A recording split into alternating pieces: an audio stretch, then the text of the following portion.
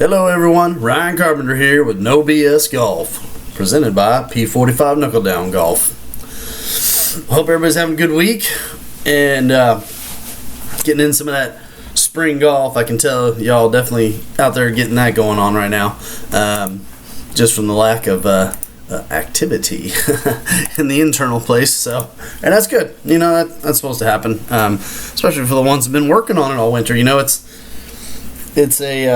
been kind of a fun week for me too, because with that time I've had a little bit of ability to have kind of a reunion of sorts. Been catching up with a bunch of old students back in KC, and was kind of doing some post-development surveying almost, if you will. But yeah, I had a lot of conversations and great feedback, and that's good, and that's hopefully going to work itself into a couple of things here that are coming. But you know, it's one of the things that's fun about that is going back and remembering all those years and months and time spent. And you know, one of the things that is very difficult in the beginning stages for someone coming in, especially fresh and new, is, you know, kind of making the decision and, you know, what do I do here? Especially this time of year, it's a double hit, because it's springtime. It's like finally the weather's popping and it's nice and it's getting out and being on the course. All that stuff's incredibly important. The ones that did it, however, are some of them now year 5, 10, 15, 20, and so they've been around long enough they can look back and go, you know what, I'm glad I didn't delay, because that just pushed everything else back further. And so many of them, you know, talking with them, said, you know, I need to get back with you anyways, because you know, I'm still playing pretty good. I'm a 5, I'm a 7, I'm a 10, whatever, you know, a 0 and a 2, some of them. But they still want review and tweaks, maybe, you know, because they're at the tweak stage. That they're in the boat where it's a tweak, and it's easier to just simply say, hey, you know, when you go to the course, you know, on the range, at home, blah blah, work on this, get that kind of movement going, and an idea of how to make that club move a little slightly differently. And then when you get to the course, then I want you to start setting up a certain way, thinking and looking a certain way, and pinpoint something, and then that's kind of how you're going to try to match it up. They're well past the beginning stage. The beginning stage, for any player who's looking to actually get good, consistent, no lost balls, no frustration, feel confident, no more embarrassing. Those are the most common things I hear out of players, which is not really technically a detailed goal, but that's fine. I mean, it still tells me enough that, look, then these things have to change in order to get there. That's the beginning stage. We got to get through those things and help a player mold a swing to the point where those things are realistically attainable. If those kinds of errors in the swing are still occurring, then it means no matter how much we tweak you, you're still going to end up having those kinds of issues pop up still from time to time. And it's why most players typically, they work hard enough, they kind of get to maybe 80 to 90 range. Somewhere in there is usually about the plateau. Like, they kind of got better, and then all of a sudden it just stays. And no matter how hard they try to push through, they don't. And it's because the development required has finally shown up. And it's telling you that, look, I get that it's spring and it's hard, but it's time to push through that barrier and get on to the next thing. And I'd always want to do it earlier than later, because I want to be able to get to the point where by the next spring, we're way past this beginning stage. For most of people, it's around 6-9 months of working through that for the most part. And again, the reason being is because nobody has 40 hours a day to work on this. So we have to be realistic with our time frame. But once we get past that beginning stage, The rest of the time from that point forward, for most people, if they do it right, is then tweaking and just manipulating a little bit to get the thing just a little better and a little this and a little. You're taking what's good and you're just making it and refining it at that point. So if we could just get players past this first stage, boy, does it just everything changes in the future. Anyways, I was talking to some of them and one of them, I miss him a lot. He's been a great friend and beyond a student, and he was a lefty. He was one of my lefty guys, and people are like, how you teach lefty? I'm like, it ain't hard. It's easy. It's not that difficult. But you got to have experience. So anyways, he kind of said, he's like, I still tell people all the time, it's just, you're not here, but he's like, sorry, but you got to go see Ryan.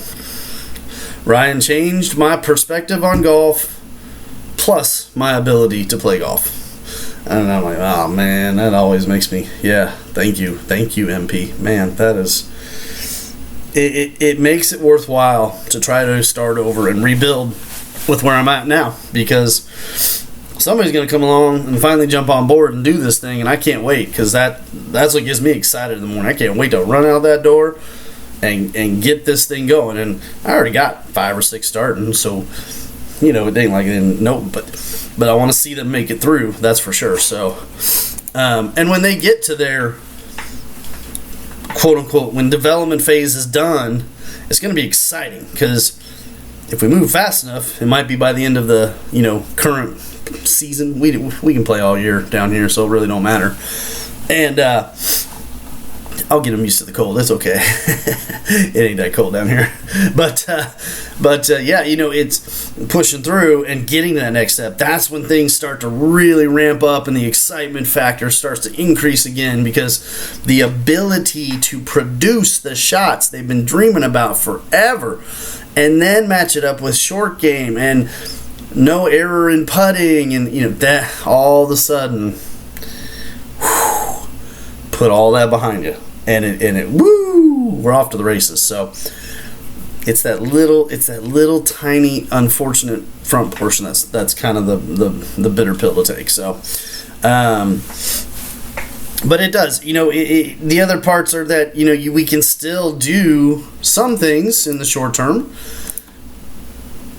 if we have to push it back a little bit, but you don't want to push back development for 6 months, 7 months, 9 months, 12 months. You're just delaying, and it's just making it worse, to be honest. But short-term wise, there's still a lot of things. We can get into the putt. I got 3 putting drills that are required. Do them 10 minutes every day. You're going to get immediately better putting. There's short game things to work on. There's things we can do on the golf course for sure. There's things we can do even on the range where it's more of a kind of a trick, if you will. Maybe just make what's happening, a little less of an error than it is currently, but that's not development. That's just kind of so we call it fixing the bullet. Shot me, doc. There's a couple band-aids. doc, I need more than that. Yeah, it don't work. So but there's still a lot that can be done in the short term just to get by. But we got to have a plan. We got to figure it out, and we got to communicate, and that's a big part of it. So if that we get to that point, it's getting the connection with the players and getting the time to be able to break that down and help understand. I've already heard stories of so many different things out here and about, and it's like, man, I know how to get them there. But the one thing that's tricky about when you go to a whole new place like this, and the number one problem hands down is just nobody knows you, and so it takes time, and it's a slow just like building a new set of functions and skills in a golf swing. It takes a long time, unfortunately, to get through it. So it just is what it is, and we're just going to keep punching through. So and it's interesting because I wanted to do a little tech thing today too, and it's almost, I'm going to leave it as kind of a pop quiz. I want to get some answers. Go down below. I want some stuff down in the response area, right? Can anybody tell me, and you probably never heard this before, unfortunately, if you're getting club fit, right? let's say you get a brand new set of golf clubs. Well, one of the most important components you're going to entertain is the club shaft. And if you have a series of shots and you're hitting on some kind of monitor thingy and whatever and giving all kind of data, okay. But if they're not looking at your golf swing, if there ain't no video involved, those numbers, unfortunately, can lie. Or let's just say they can match up to your current set of hitting function, but you may not match up to that current set of hitting function every time you go out and hit them balls and play. Case in point, we know a lot of players are highly inconsistent. That means their impact conditions, where the face is, and the path, all the things that dang machine's measuring is getting all kinds of data every time. Well, guess what? If you got hit in this condition, and the next day you're here, and here, and then here, and then here, and then here, and here, so club face, right? The measurements were based off that one quick little session right there.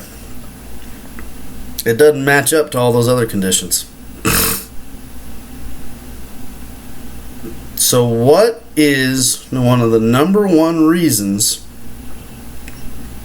a player cannot be club fit accurately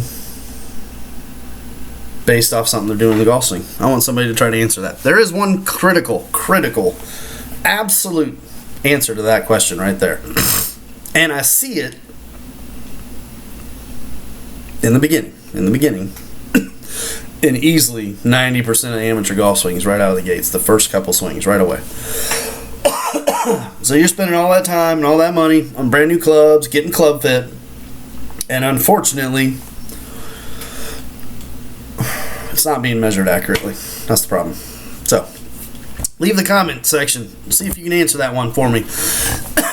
Pardon me. We'll come back on and we'll go over that a little more once we get a little bit of time to see if we can get an answer for that one. So, as always, I'm going to wrap up here. I got another session coming. I got someone coming in. It's going to be 2 people next. All right. I want to say briefly, however, a huge thanks to all my students back in KC. And it's nice being able to just simply pick up the phone and talk to them. One. Ask them some questions, too. But, man, no matter what, the most important thing that I got from every single one of them is their commitment. And that commitment means the most. The number 2 thing is referral. They referred a lot of people into me, and I absolutely greatly appreciate that as well. And I will say this, it's why I have a referral program. For those y'all getting started already, coming in thinking about it, you come in, you get started with me. If you refer one person and that person takes the evaluation lesson, you get one lesson free. $150 value right there. Because that referral is the number one way for me to position myself here and build a business that is sustainable. Referrals are the lifeblood of our business. So I greatly appreciate that as well. And it happened a lot in Kansas City, and I miss everybody back there. And I love talking to y'all, and I hope I get a chance to do some more soon. And I have about 5 or 6 that are going to send me some videos soon. So we're gonna get back in the wagon with them too. So anyhow, for now, we're gonna see you shortly with a fun different YouTube video coming up next. And I hope it really helps the people, and a lot of people get to see it. Anyhow, that'll be the surprise. That's what's coming up next. So, all right, go down below, leave the comments, answer the question. Number one reason the club fitting can't be done accurately. Also, please, it helps me a ton. Smash the like button, subscribe, and share with everybody out there on the internet, the Twitter, all that stuff. On Twitter, at P45KDG. Email P45knuckledowngolf@gmail.com. For now, this is Ryan Carpenter with No BS Golf. See you later, folks.